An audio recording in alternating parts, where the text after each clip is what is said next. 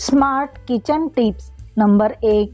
पुरण शिजवताना डाळीबरोबर 1 मुठभर तांदूळ घालावे म्हणजे पुरण चांगले घट्ट होते. नंबर 2. दूध उकळण्यापूर्वी पातेल्यात थोडं थंड पाणी घालावे म्हणजेच दूध खाली लागणार नाही. नंबर 3. आंब्याचा रस, श्रीखंड आंबट झाल्यास त्यात थोडा खाण्याचा सोडा दुधात विरघळून घालावा. सर्व आंबटपणा निघून जातो. आंबट पदार्थात खूप साखर घातल्यास चव वेगळी लागते. नंबर 4. पोट बिघडलेले असते तेव्हा आल्याचा व लिंबूचा रस एकत्र करून थोडं मीठ मिक्स करून घ्या, बरे वाटेल. अशाच उपयुक्त नवनवीन किचन टिप्ससाठी मीनाताई किचनला प्लीज सबस्क्राईब करा. पुन्हा भेटूया उद्याच्या व्हिडिओमध्ये. धन्यवाद.